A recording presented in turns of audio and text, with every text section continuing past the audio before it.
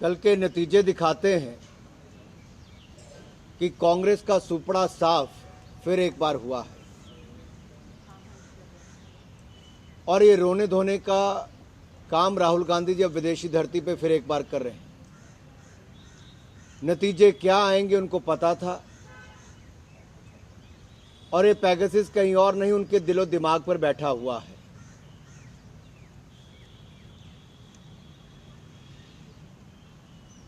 दुनिया भर में मोदी जी के प्रति जो सम्मान बढ़ा है, जो भारत का मान सम्मान बढ़ा है मोदी जी के नेतृत्व में, वो आज कोई और नहीं दुनिया भर के बड़े बड़े नेता कह रहे हैं। राहुल जी किसी और की नहीं, कम से कम इटली के प्राइम मिनिस्टर और उनके नेताओं की तो सुन लेते हैं।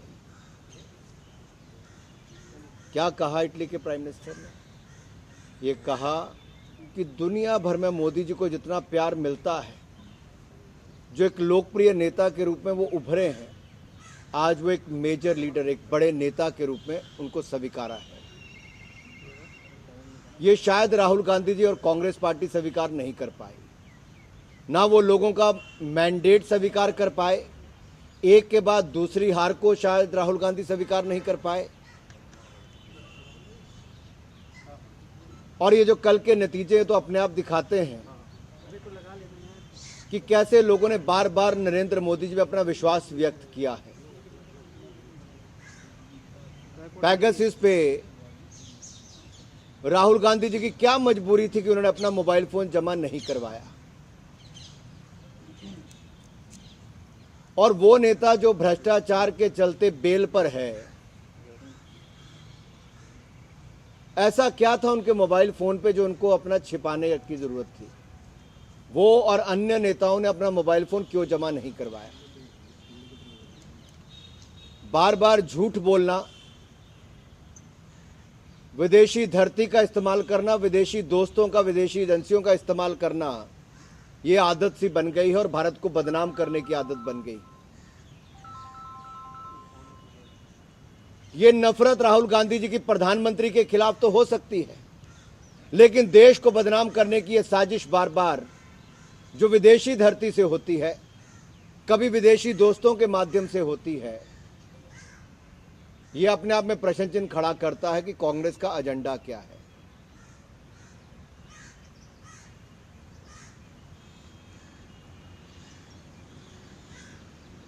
क्या संवैधानिक संस्थाओं में भी कांग्रेस का विश्वास खत्म हो गया है?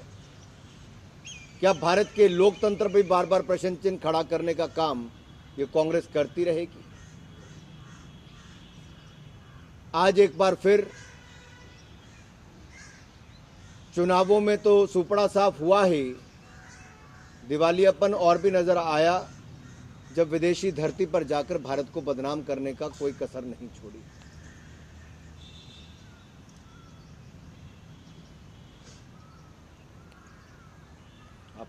Sir, Mohit from Times Now. Sir, Rahul Gandhi also spoke about how minorities are being attacked in the country, they are under threat, but the results of Goa and Northeast have said something else because people over there, the minorities have also voted for the BJP, sir. जो महात्मा गांधी जी के सत्याग्रह के उल्लेख क्या करते हैं, आप समझ सकते हैं उनके मन में क्या चलता है। और माइनॉरिटीज़ का इससे बड़ा उदाहरण क्या होगा? अलग अलग राज्यों के जब जो चुनाव आए, सबका साथ, सबका विकास, सबका विश्वास, इस मूल मंत्र के साथ चलने वाले और सबके प्रयास से देश को आगे बढ़ाने वाले नरेंद्र मोदी जी के ऊपर सबने विश्वास किया है। जाति, धर्म, संप्रदाय और क्षेत्र के नाम पर कांग्रेस बांटती चली आई है। बांटो और राज करो, इस मानसिकता के साथ काम किया, उससे देश बाहर निकल चुका है। मोदी जी ने कहा है गुलामी की मानसिकता को छोड़ना है, गुलामी की मानसिकता से बाहर निकलना है। शायद राहुल गांधी जी अभी भी निकल नहीं पाए, कांग्रेस भी नहीं निकल पाई। राहुल गांधी ने ये भी कहा है कि मोदी जो है वो देश के आर्किटेक्चर को खराब कर रहे हैं, अपने विचारों को इंडिया पर थोप रहे हैं। देश के लोगों ने जो प्यार नरेंद्र मोदी जी को दिया है, 1984 के बाद 2014 में और 2019 में पूर्ण बहुमत अगर किसी व्यक्ति और किसी पार्टी को मिला है तो नरेंद्र मोदी जी के नेतृत्व में एनडीए को मिला है।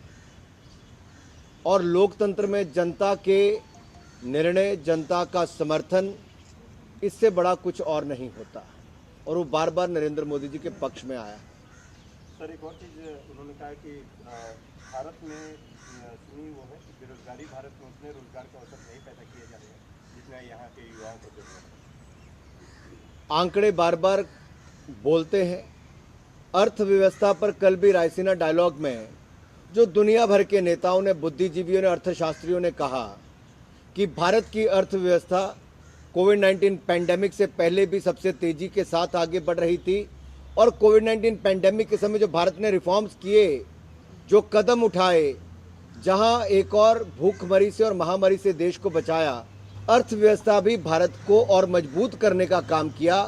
दुनिया में सबसे तेजी से बढ़ने वाली अर्थव्यवस्था आज भारत है और 7% की ग्रोथ, ये अपने आप में बहुत कुछ कहती है मेजर इकोनॉमीज में कि भारत के बढ़ते कदम आज दुनिया उसको सराह रही है। आज दुनिया के अलग अलग पटल पर, दुनिया के अलग अलग कोनों में भी भारत के नेतृत्व को, नरेंद्र मोदी जी के काम की सराहना हो रही है और भारत की अर्थव्यवस्था पर लोग अपना विश्वास दिखा रहे हैं।